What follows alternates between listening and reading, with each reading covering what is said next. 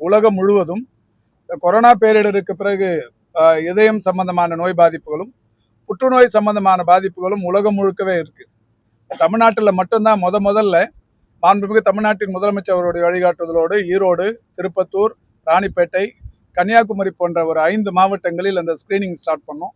Screening start பண்ணிட்டு அதுக்கப்புறம் இன்னைக்கு தமிழ்நாட்டில் ஒரு 27 மாவட்டங்களுக்கு மேலாக முழு ஸ்கிரீனிங் நடக்குது.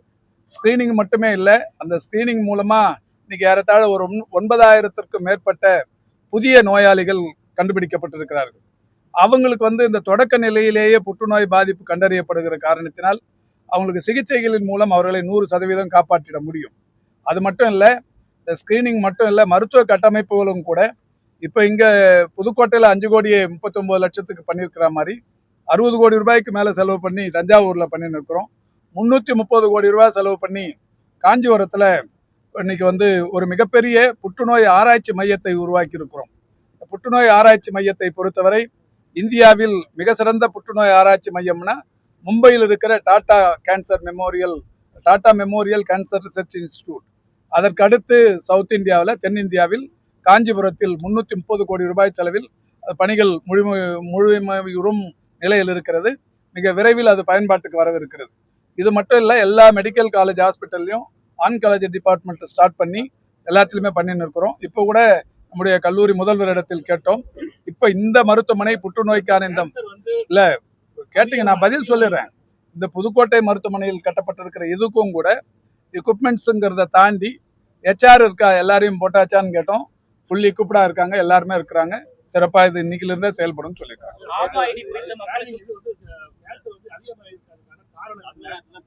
எல்லாம் உணவு பழக்க வழக்கங்கள் தான் அதிகபட்சமான காரணம்.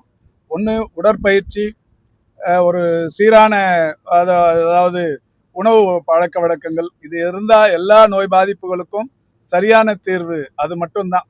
தினந்தோறுமான உடற்பயிற்சியும் நல்ல உணவு பழக்க வழக்கங்களும் தான் இப்போ உலகம் முழுக்கவே இருக்கிறது. தமிழ்நாட்டில் மட்டும் இல்லை, இது உலகம் முழுக்க. இப்போதான் 2 நாளுக்கு முன்னாடி அடையார் கேன்சர் ஹாஸ்பிட்டலில் நம்ம துறையின் செயலாளர் கலந்து கொண்ட ஒன்று கேன்சர் ரிஜிஸ்ட்ரி ஒன்று இன்னைக்கு பண்ணியிருக்கிறோம். வருஷம் முழுக்க ஒரு 1,00,000 பேர் அளவுக்கு இந்த புற்றுநோயினால் பாதிக்கப்படுகிறார்கள். அவர்களுடைய பெயர்கள் பதிவு, அவர்களுடைய உடல்நலம் பாதிப்பு, அதில் தேறிய நிலை போன்ற எல்லா விவரங்களும் இந்த கேன்சர் ரிஜிஸ்ட்ரியில பதிவு பண்றோம். இதுவுமே இந்தியாவிலேயே தமிழ்நாட்டில் மட்டுமே செய்யப்பட்டு கொண்டிருக்கிற காரியம். 1 இயருக்கு ஆண்டொன்றுக்கு இல்லைங்க. இது உலகம் முழுக்க இருக்கிறது காரணம் தான் நான் சொன்னேன். உடற்பயிற்சி குறைவு, அதாவது இந்த உணவு பழக்க வழக்கங்களினால் ஏற்படுகிற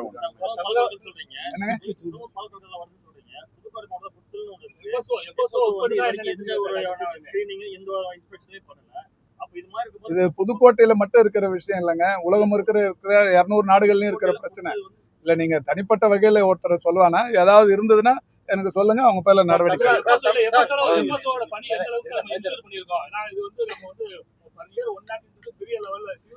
நான் திரும்ப சொல்றேன், இது புதுக்கோட்டைக்கோ தமிழ்நாட்டுக்கு மட்டுமான இஷ்யூ இல்லை, உலகம் முழுக்க இருக்கிற இஷ்யூ.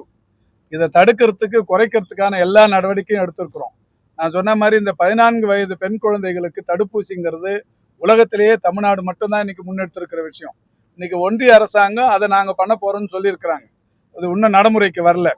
ஒன்றிய அரசாங்கம் நம்ம பண்ற இன்னொரு திட்டத்தையும், இன்னுயிர் காப்போம் திட்டத்தை நாம 2 லட்ச ரூபா கொடுத்துருக்கிறோம், அவங்க நாங்கள் 1,50,000 லட்ச ரூபா கொடுக்க போறோம்னு சொல்லியிருக்கிறாங்க. எல்லா திட்டங்களுக்கும் ஒன்றிய அரசின் திட்டங்கள் எல்லாமே தமிழ்நாடு அரசின் திட்டங்களாக தான் அவங்க எடுத்து ஒவ்வொன்றா செயல்படுத்த தொடங்கி இருக்கிறாங்க. அந்த அளவுக்கு முன்னோடி மாநிலமா தமிழ்நாடு இன்றைக்கு மக்கள் நல்வாழ்வுத்துறை. தமிழக அரசு பள்ளியில் படிக்கிற மாணவர்களுக்கு HIV பாதிப்பு அதிகமா இருக்குங்கிற மாதிரி அதெல்லாம் ஒண்ணும் இல்லைங்க. நீங்க தேவையில்லாத பீதியை கிளப்பி விட்டுறாதீங்க. இதை போட்டீங்கன்னா 3 நாள் போடலாம். ஆமா,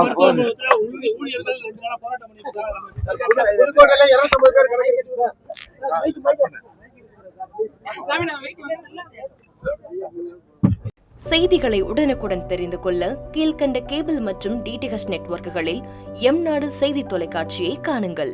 பாதகம் செய்பவரை கண்டால் நாம் பயம் கொள்ளலாகாது பாப்பா. மோதி மிதித்துவிடு பாப்பா, அவர் முகத்தில் உமிழ்ந்துவிடு பாப்பா.